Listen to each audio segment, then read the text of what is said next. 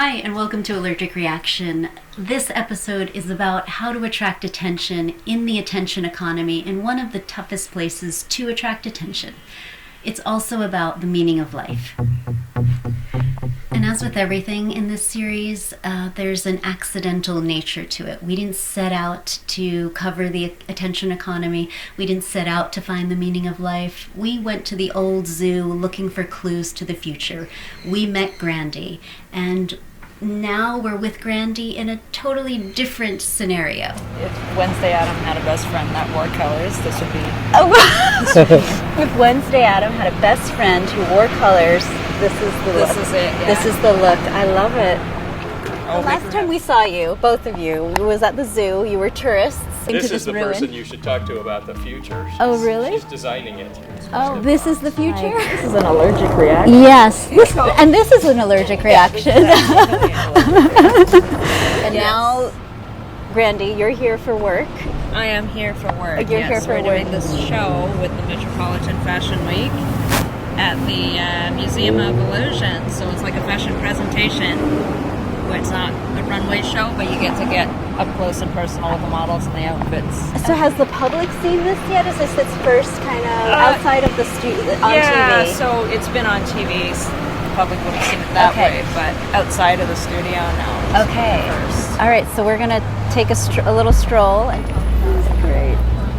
like everybody is looking, by the way, right now. Everyone has like rubber necks and is looking at Brianna from all directions. We're attracting a crowd. Yeah, we are. Oh. Hey, you look wonderful. Thank you. You look wonderful, baby. I love it. I love it. It took maybe about 3 weeks to make this whole thing, but I actually handcrafted each one of the eyeballs. 40 eyeballs she Yes, so 40. they are all styrofoam balls that Wow, got okay. hand carved and painted and then eyelashed. Do you see like the detail that she has in this? Oh my god. So this one's my favorite. Oh, you have a favorite. I have a favorite eye because this one is almost looking out at you like it's kind of squinting at you, and it's got just the perfect kind of eyelash to be creepy. Oh my gosh. You're like, Like the typical Hollywood background. yes, this is with the totally, Chinese because we've theater. been trying to film in Hollywood, but I've never wanted to kind of come unless we had a reason to come to well, here you Hollywood. go. So this is, I mean, what better reason, right? You think LA is the epicenter of postmodernism? Okay, what do you mean by that? There's something very kind of hyper real about it. Yeah. Right. And so sometimes I think as like a human living in a modern world as like meaning-seeking beings, it can be really frustrating. So sometimes you just gotta fight fire with fire. Yeah, Like, okay, yeah. well, I'm showing up with my most ridiculous. It's true. If your work stands out here, it will stand out anywhere. Definitely. This is the showstopper. Yeah, so it's I've got kind of mixed feelings about it. Part of me thinks that, this is great. It's like funny. Is this look, is this creation seeking, do you think? Or is it, I mean, is it interpreted based on whatever I'm thinking or your interpretation of it? Yeah, so it could be interpreted either way, and I found that being very serious about my art just made me miserable because so much of the world doesn't kind of go the way you think it should, or it's hard for you to find meaning for yourself.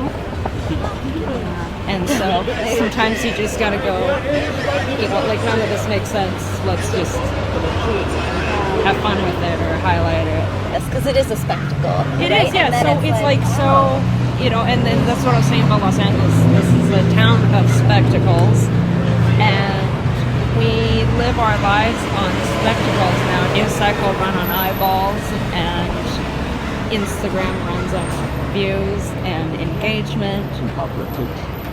Like, can you push the conversation to something beyond that. Right. You know, rather than just kind of have people walk by and go, wow. Maybe somebody will go home tonight and think, what the heck was that about? Right. Well, I mean, even just if you're looking at eyes, you're like thinking of what you're looking at also, and they're looking back. Yes. I'm just stuck in a moment where You're stuck in a moment. I'm stuck in the moment. Yeah. Like, do you not see this moment? This is the moment. You're right here in the present. Yes, and it's Here. like so unreal. Yeah. Thank you. Now that we've covered how to attract attention, onward to the meaning of life. Friday night, Hollywood Boulevard. We're headed to the Museum of Illusions to see Grandy's creation on display. Yeah. Oh, that's great. All right, so we're waiting for Brianna. I know, we're both in like wool. It's like everyone is ready. It's a cold day in LA. You're good. Let's see it, Scott. Let's see it.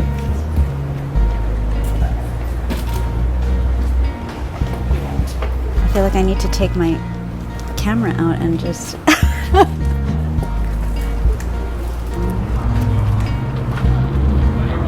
Are you I think something about putting on. Yeah. Are you guys in the show? Yes. Oh, okay. Who's the designer? This one's the Carl over here. Carl Andrada. What are we going to see tonight? It's a new thing. It's based on the whimsical, Surreal, thing, whimsical. Yeah. And so, what is your take on that? This year, I wanted something like very, whimsical, very ethereal. So white, silver, Okay. with a touch of like flowers, and Nice. We're doing a documentary on the future. Oh. Do you think your creations, your designs speak to that time that hasn't come yet? Is there a message to the future that? I think this basically is like, because it's like white, silver, it's just very calming.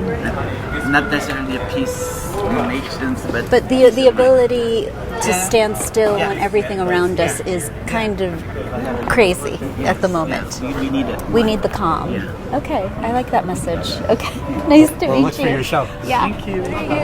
Designing tonight. It's a gold ensemble and Net is supermodel Net is doing the show. Okay, and what is She's the always message? been my muse. Okay. Always. And what is the message behind it? Or The what is message behind it is gold is always in. The whole idea is gold. Because I think in everything we do, especially now the Museum of Illusion, the greatest illusion is gold. Why is it? Why do you say that? Because it is the only mineral that doesn't devalue. You never go wrong with gold. You never go wrong. Never with wrong. Okay. You never do. Okay. And We're doing a documentary about the future. Is there a message for the future that you might have? if we have great knowledge on each other's humanity, then it will be a better future. Okay. And are you trying to communicate that through your work, through your creations? In a sense, but I have a lot of other things that I do. I'm not just a designer. I'm also I head one of the museums. I'm based out of Vegas, and so I've always been in the culture and in the arts and all that. I'm already ready to retire anytime. What I've do you been do in fashion. retirement? Concentrate on the museum. Okay. What's this museum called? There's two of them. One is the Museum of Fashion, Okay. which is the history of fashion from the past to the present. Okay. And then there is our culture, which is the Filipino American Museum, because I'm Filipino in Vegas. in Vegas. And why are museums important? Because they last. They do. Museums last. They're like the pyramids. Okay. And anywhere you go, there'll always be a museum because that is the heritage of of the people or the history of that particular city or that country. It will always be there. So those will be very important in the future as like, they become institutions. It's like the White House. It's like Buckingham Palace. There will be institutions. It doesn't matter who the president is. It doesn't matter who the queen or the king is. That is an entity in itself.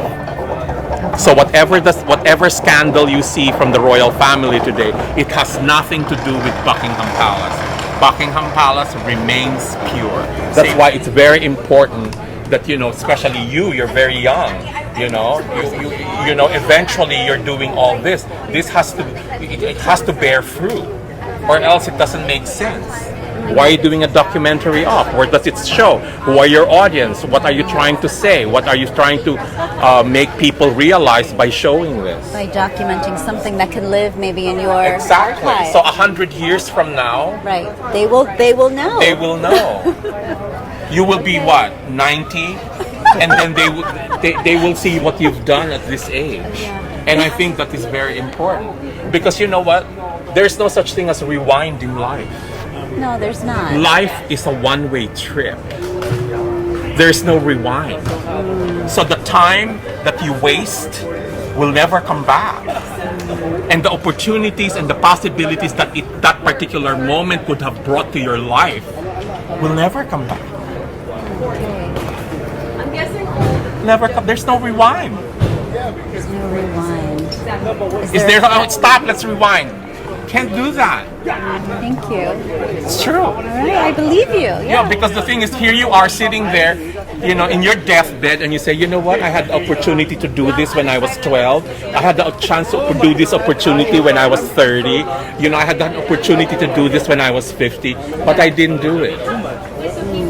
And now here I'm dying.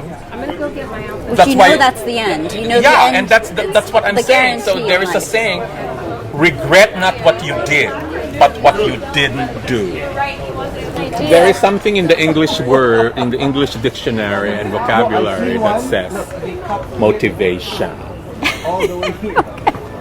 So you can have all the brilliant ideas and all the creative talent, but if you don't have motivation, You have to go to Korea. it'll not happen. Okay. Thank you. Thank you for the wisdom too and the direction. No, because the thing is, you know, I mean, you know, human beings only evolve in one thing. All of our humanity evolves in one thing. And you know what it is? What? Relationships. That is the only thing human beings are good at.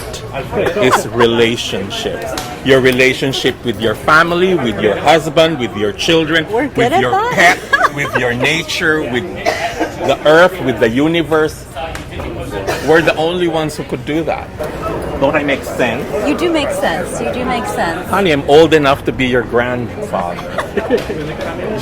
So I've lived a life and I'm happy, you know, I mean, I do this just for fun, but my dreams in fashion already happened. All my dreams in fashion have come true. So, you know. So Okay. Yeah. And did you always know you would be able to one day? No, I've or you always just- wanted it, you know. I mean, when I was a little boy, I think I was 7 years old when my grandmother brought me to the movie theater for the first time. And we sat at, you know, 3 rows from the front. And I remember the movie because the movie was a story of a young peasant girl selling flowers on the streets of London. And then there was a phonics professor that heard her talk. My Fair Lady. Exactly. Oh my God. And then that particular peasant was turned into a princess. And so it captivated me. It was so fascinating for me. And then she comes down the staircase in that beautiful white beaded Cecil Beaton gown. Yeah, it's like every outfit is a possibility, right? Or is a That was path. the catalyst. I told my grandmother, I was 7. My grandma, I said, when I grow up, I'll make you a dress just like that. So as a very young boy, I already knew I appreciated fashion. And from then on, since I was 7 to this day, Audrey Hepburn became my muse. When I do a collection, there's always a touch of Audrey. Always. Because Audrey is the only human being in the planet that is the epitome of style. The things she wore in the 50s, you can still wear today. You can, yes. I used to work for Vogue. I did. did? A long time ago. Which one? With Italian Dana Vogue. Vreeland or with Polly Italian- Mellon? No, I worked for Italian Vogue. Oh, Italian. Yeah, with Franca Sezzani. Yeah. Franca. Franca, so it's not Franca, yeah. Small world. But, yeah. Well, Isn't good luck it? Great tonight. meeting you. Yeah, it's really, you have a wonderful energy. Well, that's the only thing we can do. I mean, if you can impart a little bit of your knowledge to a human being, that is one of the greatest gifts that you can ever give. The greatest gifts in the world is not based on money or wealth or fame or glory. No, it's those little details Okay. that really means a lot. Because it's those good moments that people remember you by. It's true, the little moments. That little moment. Yeah. When you happen to help somebody who stumbled and you help live. That person, as long as he lives, will remember there was this girl who helped me stand up for the rest of his life. He will forget girlfriends, wives. Yeah, it's true. He will forget all those other things, but the goodness that he received from another human being, you will never forget. Like one kind act can have huge impact. You will Yeah, never forget that. We're learning that too. Yeah. Never. Okay. Well, thank you, David. We'll see you. Thank you. Thank you.